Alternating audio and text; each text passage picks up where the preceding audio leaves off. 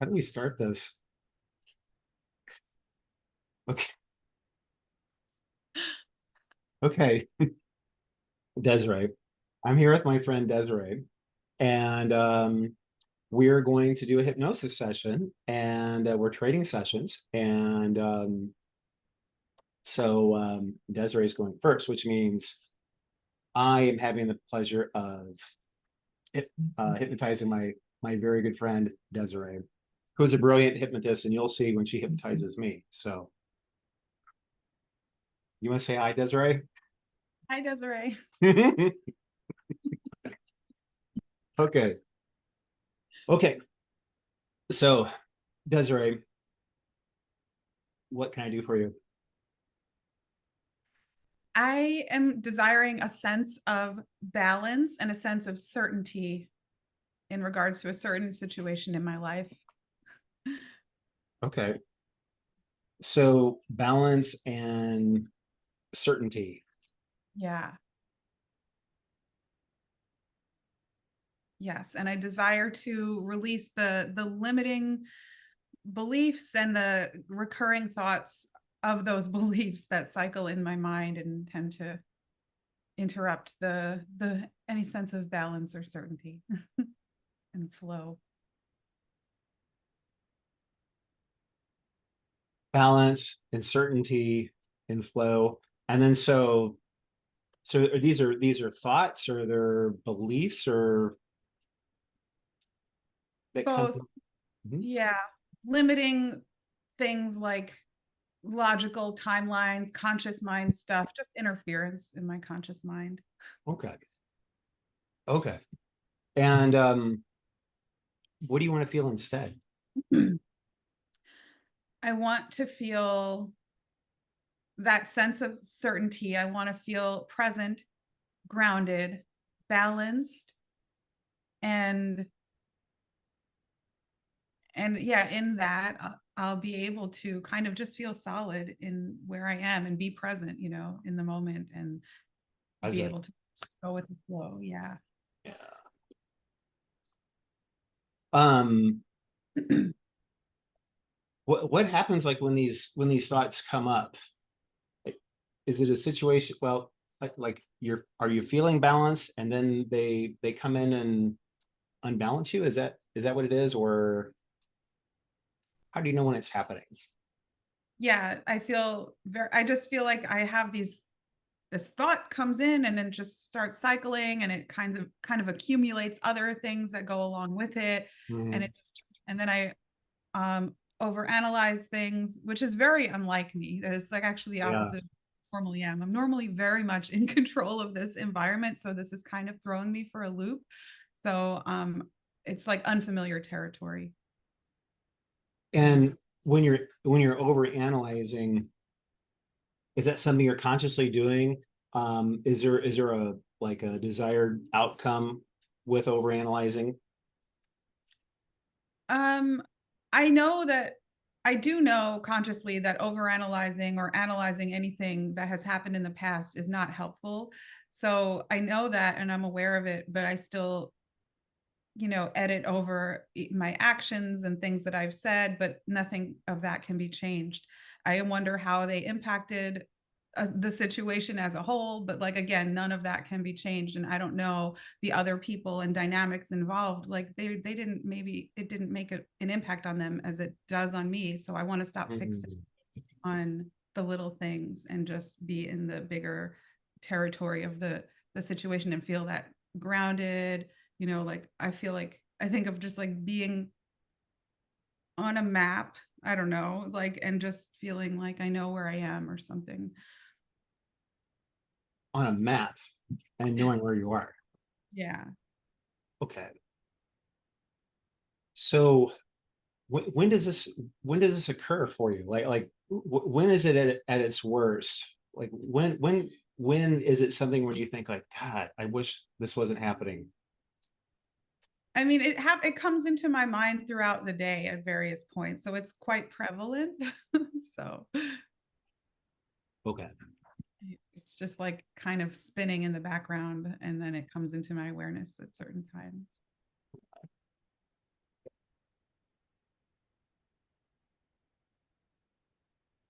Desiree, are you using some amazing filter that makes you look like a movie star, or No, I don't use filters. State break. then I never asked, are you a vampire?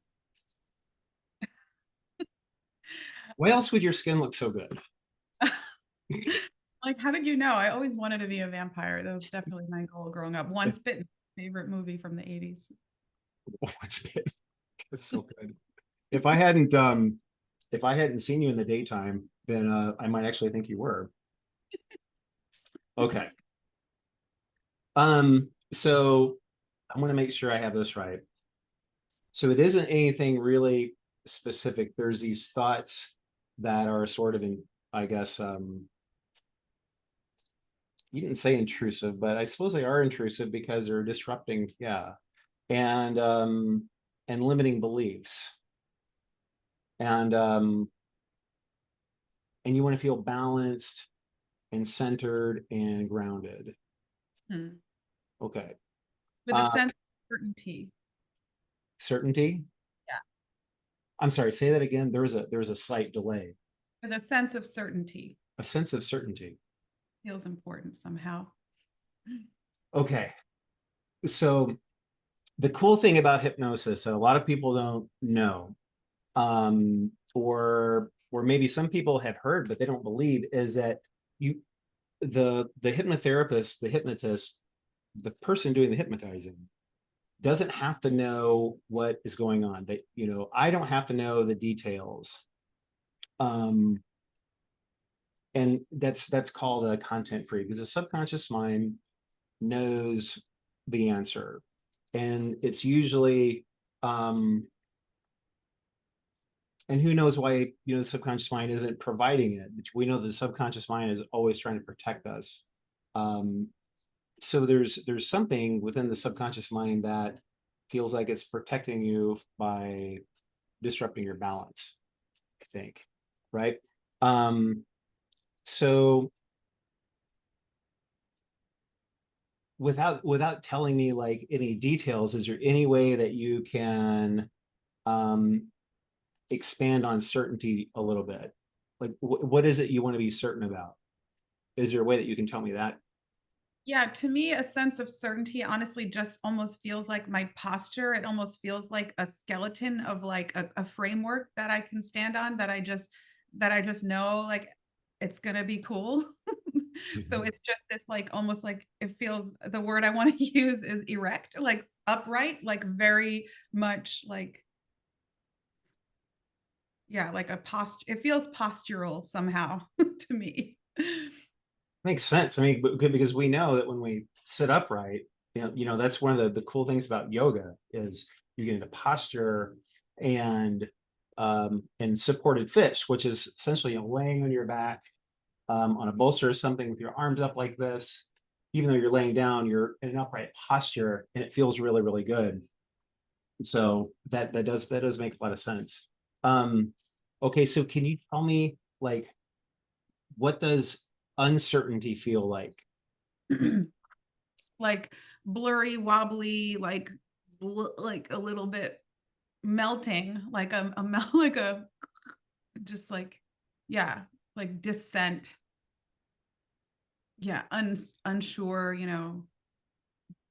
blurry, wobbly, not upright. So when I think of like blurry and wobbly, and I'm about to break a cardinal rule and offer a word, but I think of like trying to stack something sort of gelatinous. Is it like jello-y? Yeah, And it's wobbly and it's not steady, right. right? Yeah, okay. Okay. Um, a lot of times I happen to be of the opinion that like the the subconscious mind is like anybody else, or like we all are. We kind of crave excitement, and we crave we crave yeah, excitement, and there's a the conscious mind um, will sometimes crave it as well. But there's a certain excitement with things going kind of wobbly, you know. Um, so if you think of like standing on a flat surface, isn't very exciting, but standing on a Bosu ball is could be quite exciting. And the interesting thing about a Bosu ball, and if you know anyone who didn't know this, but when you stand on the flat side, it feels super wobbly, but that's basically a parlor trick.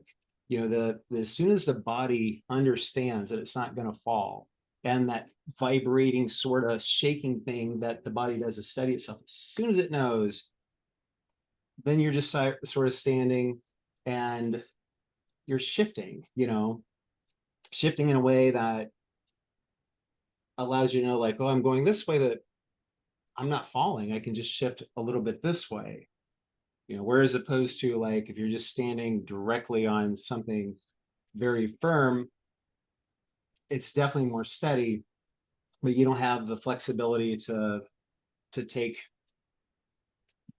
I don't, you know, like think of like being on a ship or something, you know, and if you're just standing still when you're on a ship, you'll probably fall. But if you allow yourself to, maybe a boat is a better analogy, because you know you wouldn't think you'd have to really steady yourself on a big ship. But anyway, that excitement can sometimes have us doing things that we don't like, we don't want. Um, for instance, I like to push the time a little bit. I'm not late anywhere anymore, but I used to be 5 minutes late everywhere. Um, and it was so exciting to be 5 minutes late because I was rushing against the clock.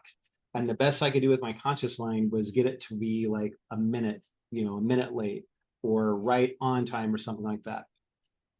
Um, but I began to notice, like, when I would, you know, use my will to kind of fix that, um, it just wasn't very exciting. You know, like I wasn't weaving in and out of traffic, wasn't racing against the clock. I wasn't trying to make, you know, bargains with who knows who or who knows what for, you know, stoplights and things like that.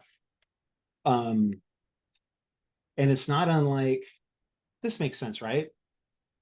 Yeah. And so it's not unlike cooking, you know, like if you're cooking on a fire, and like one of the most exciting things, and it can be, you know, for anybody, you know, I hate to make it, you know, gender specific, but men, we love to cook over fire, you know, and and it's exciting, you know, the fire's up and it's just creating that flash of heat, and fire is so cool. It also can be quite scary, but it's moving so much and it's hot. And and that's what we all think that like cooking is, you know, it's cooking in a fire. um and even like the best part at a Greek restaurant when they bring the saganaki is when they light it on fire and they say oompa, you know, at least that's what they say at the restaurant I go to.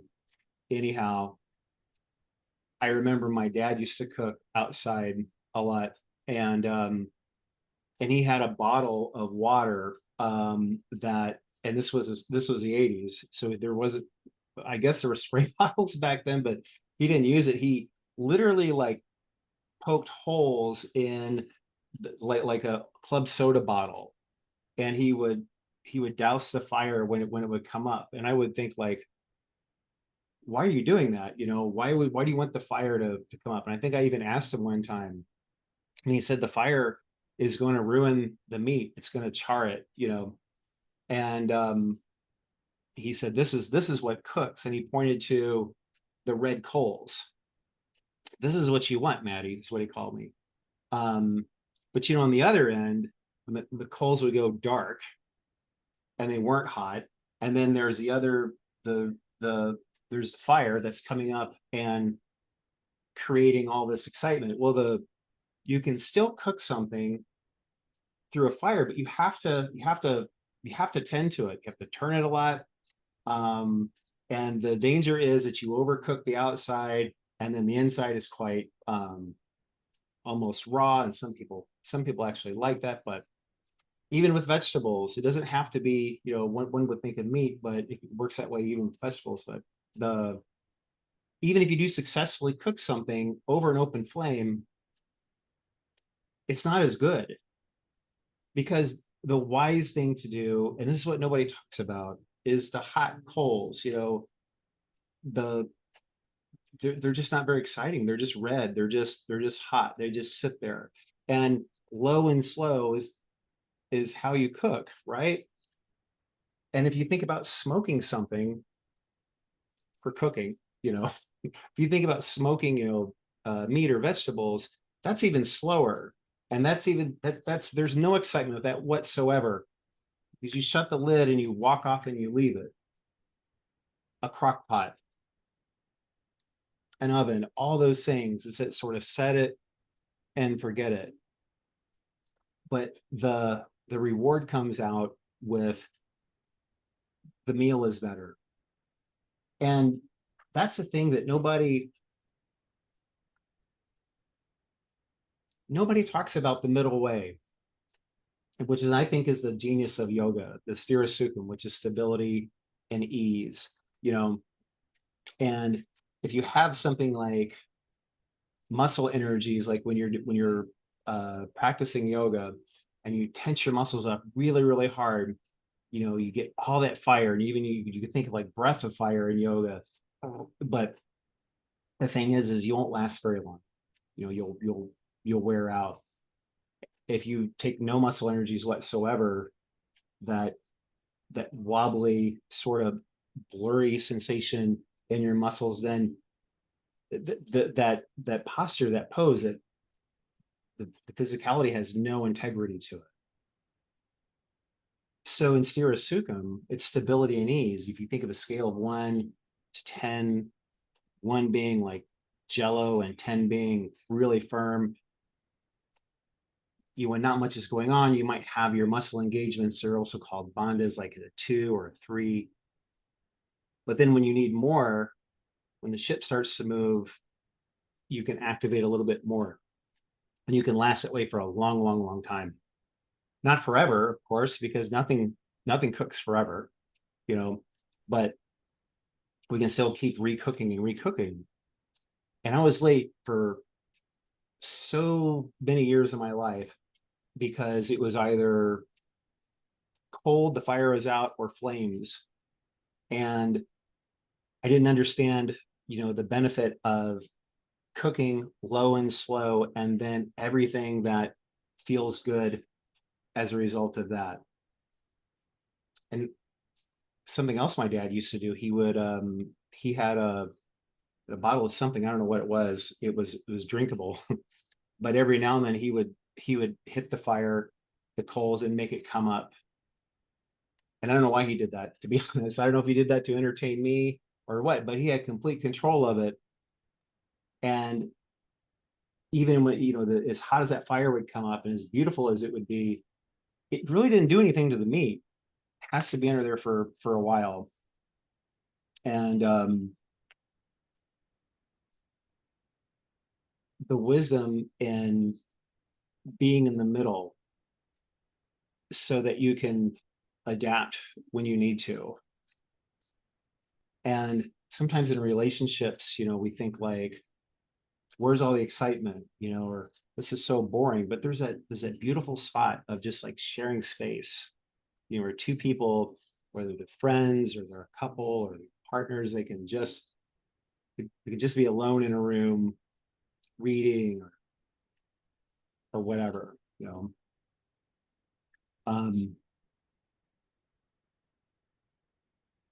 Go ahead and take a deep breath for me. Now, start to slow your breath down if you want, and breathe into your belly and start to feel like in your body, almost sort of, and I know this is my word, but like almost like jello, like you don't have a lot of support. And then just take the posture of that and just kind of see what happens. Okay. Now, but yeah, that's right. Now get really, really tense. And like the, okay, just flex all your muscles. Okay, good. Now think of a scale of 1 to 10. And now go back to breathing and think of those muscle energies, from like the jello is kind of 1, and then the really, tense is 10. And bring that number up just enough to support you in your chair. I assume you're sitting. Yeah. And use just enough to give yourself the posture that you want to feel like. Yeah. And Yeah. you even know that like you could still feel that way even if your body isn't shaped that way at any certain time. Like if you're be sitting on the floor, like kind of hugging your knees or that kind of thing in a very comfortable way, but you can still feel that way. So get into that feeling and feel supported and use just enough to feel that way. And so that you could keep that sort of support for a long, long time. Okay. And your body will figure this out. And so will your mind. And then whenever you're ready, close your eyes and then breathe really, really deep into your belly. Yeah. And in fact, just keep breathing and don't even worry about breathing into your belly yet, Desiree. Just breathe and begin to notice. Notice what you can notice without changing anything. So you notice the temperature of your room and maybe the temperature of the air on your nose, the tip of your nose. It might be a little cooler as you breathe in, a little warmer as you breathe out. Yeah. And as you generally keep softening the way you are and still holding your posture, let your belly be the thing that only seems like it's moving. So like expand really, really big on your inhale. Yeah. And there's this crazy notion that bellies have to be firm and hard and unseen and flat. And that's just crap. They can be soft. So when you breathe softly into your belly, it's the quickest way to becoming calm. And you already know that when you're calm, you can take any sort of state or anything that you want. And there's a cycle to your breath.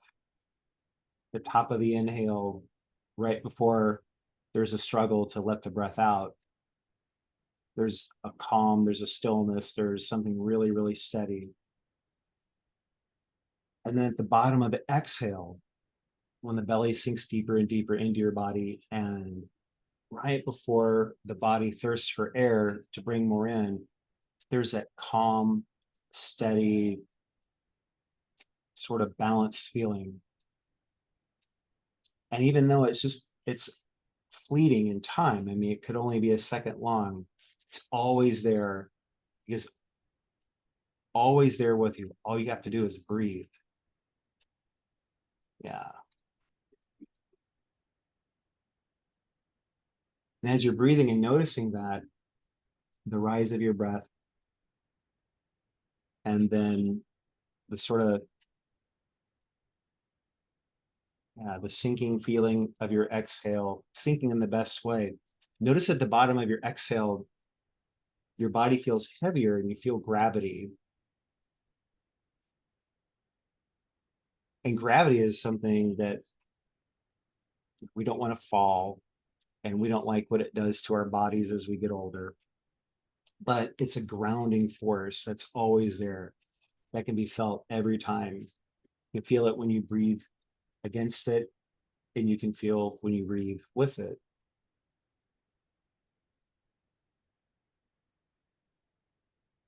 And as you're doing that, when you start to clear your mind a little bit,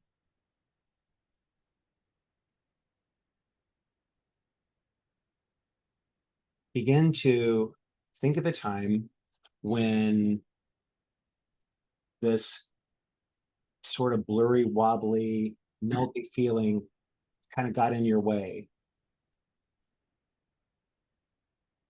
Yeah, you can think of the time, right? Yeah. And now think of the time maybe like 5 minutes after that when that feeling was gone. And either it had passed or you'd seen that there really wasn't much of anything to get that feeling about.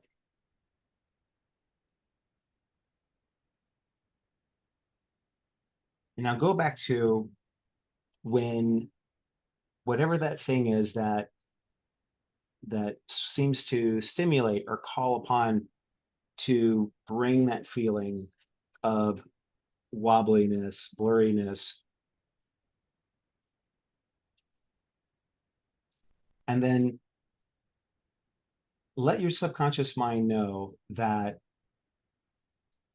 you're aware that it's trying to protect you with that and that you appreciate it. And you can go ahead and think it if you want to in any way that makes sense to you. Yeah. Because we don't mind. And you can just let your subconscious mind know, like, hey, I got this. Yeah. And you want to cook things low and slow for a while. And every now and then, you want to stoke the flame a little bit. Add that thing, the same thing my dad added. Maybe it was moonshine. I don't know. Would make the fire come up. And you can do that because you're in control. And you know that either way, whether the wobbly feeling comes or not, you can just acknowledge it. You can just say, no, not that's not what we're doing right now. Yeah.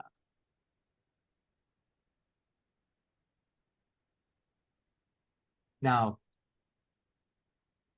think of another time when you felt that feeling that you want to get away from. And think of another time in a different situation.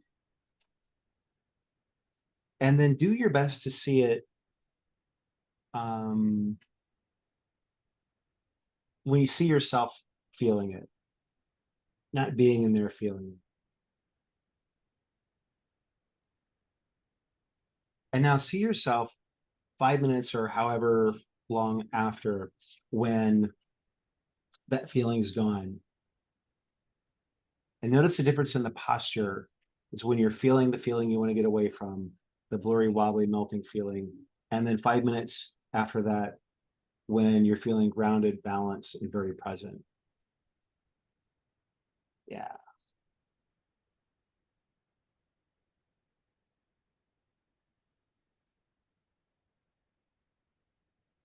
And Desiree, go back to seeing how she was when she was blurry, wobbly, and melting. And notice her posture. And then watch her apply the scale, bring it up a little bit, bring it down a little bit, take control of it. Yeah. And can you see her do that?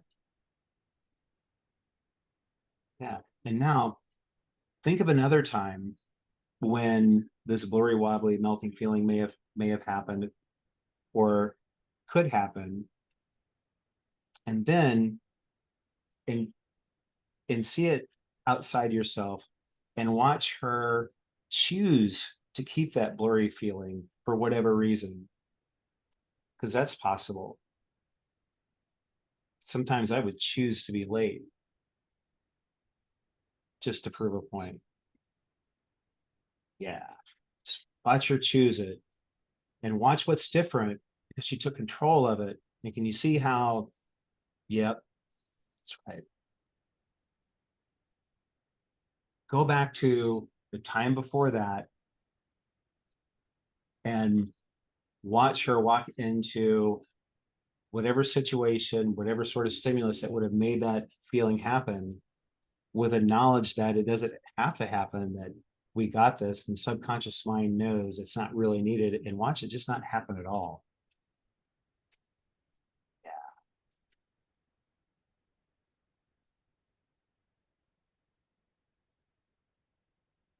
And do that again.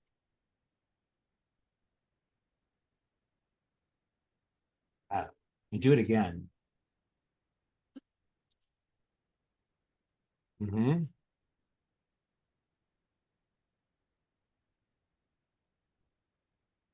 Now, think of a time in the future as it would have happened in the past that, yeah, you're already doing. For the sake of the recording, I'll just go ahead and finish it. That would have happened, and see it not happening.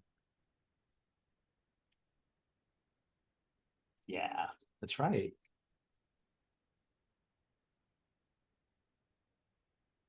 Now take a deep breath in and seal this in with the power of your breath. Yeah. And in fact, do that 2 more times. We like things in 3, don't we? So do it 2 more times. And each time you're breathing in, you know what you're breathing in. It's all your choice. That's why you're so powerful. You're so magnetic. That's why everybody loves you. That's right.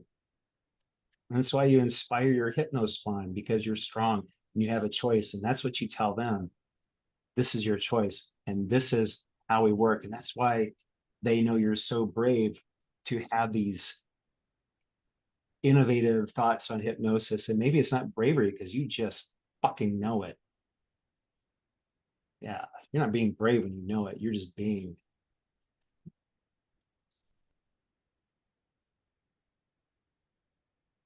I know you can see their faces right now.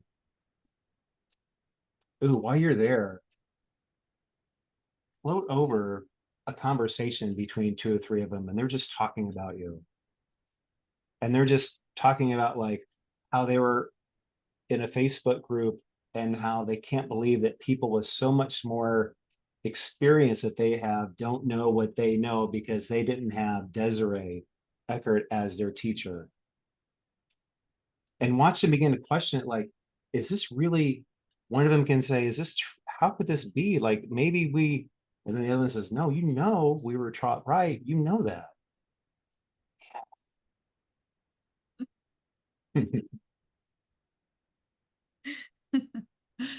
Yeah. Anytime you're ready, you can open your eyes. You're such a good hypnotist. Thank you. Awesome. Um, the it's easy for me to hypnotize you because I have I adore you. I have such a high opinion of you, you You know. have good And rapport. yeah, we're in rapport. And I always say about rapport, the basics of it, like are, you matching and mirroring and things like that. But it's not, don't be like them, like them, like when you like somebody. Yeah. Well, So oh, I was just gonna say it's cool because I always do tell my spawn and my clients that people cry in hypnosis a lot, even for no apparent reason. Sometimes mhm. there's just for nail biting, and they're like, "Why am I crying?" And it's like, I don't know. It just is a thing. I cried during that, and it's just like a nice byproduct of it because we're releasing things and creating, like we're changing. It's cool. And I felt, as I was beginning to feel emotional, because I was beginning to feel, empowered as I was thinking, because that just popped into my head about your spawn, and yeah, it is so cool. So how do They're you feel? the way to my heart. Huh? They're the quickest way to my heart, or one of them. doing it all for my spawn. Is the other one Molly? Yeah. Look, you look over your shoulder, like, and then you can see Molly, I think, right? Yeah, and there's Loki. Looks like he's dead, but he's not. I just love that. Okay. How do you feel about that old wobbly thing?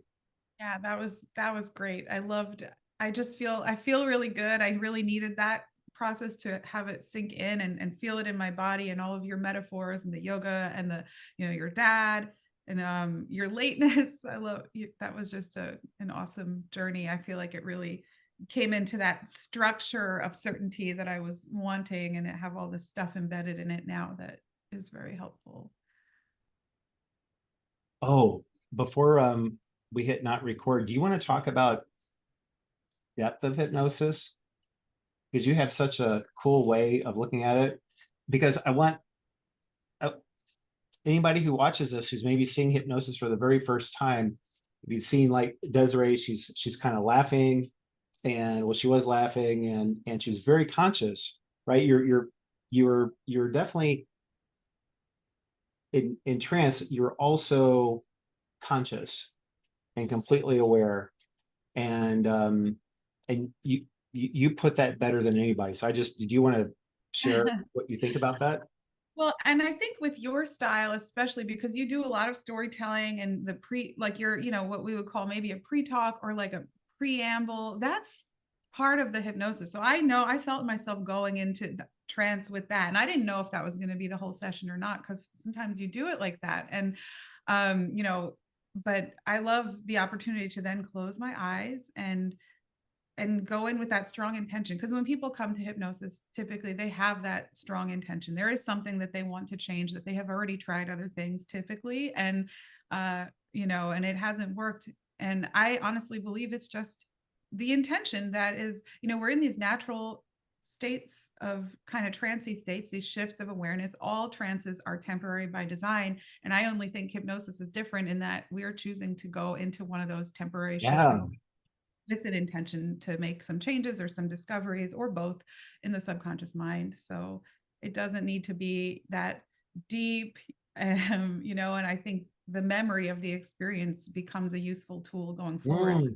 Mm-hmm. They stick with me, and I want to remember them, you know. So, what do you think of the idea? Okay, so you're saying, I know that I'm leading you because there's something I want you to say. I I know I know that you don't believe it has to happen, but you don't believe it should happen. Deep trance, right? Yeah, I mean, Do you it still believe that? Yeah, I do. I mean, it's not that I don't believe it should. I don't think it's necessary. I think we've been brainwashed to believe that, because that is what is maintaining the myth that it's like it's out of your control, and we're building a bridge between that hidden subconscious part of ourselves and the visible, not logical conscious part. And so we have to have some awareness of where we are in that, I think, so I like to be actually at that middle point, like you were talking about, even, where we can we're in two places at once. And, most of my clients identify as having ADHD or something like that. And a lot of my clients and my students are mediums with, ADHD or neurodivergence, and they are in two places at once, and they're not in a trance when they're getting information from somewhere else. Like, they're actually like just receiving and transmitting. You do Reiki. I think that's kind of the same thing, where Yeah. you transmitting, from one place to another. And I think we're always kind of in two places at once. And I think that's kind of what we're doing in hypnosis. And we're in that middle point. So I don't think it's necessary to go deep, but some people like it, and sometimes. That's what I was looking for, the bridge. Yes. Okay. Yeah, I love that. Okay. Is there anything we should cover before we unrecord? I don't know. I don't think so. That was just awesome. I just want to thank you. That was really helpful and awesome. It was an honor. It was an absolute honor. Yeah. You know, anytime, I mean, you know, we know lots of hypnotists. You chose me. So I'm quite honored. So, okay. So the next time we're on, you know, YouTube together, wherever this ends up, you'll be hypnotizing me. So, all right. So I'm going to stop recording. Thank you for watching.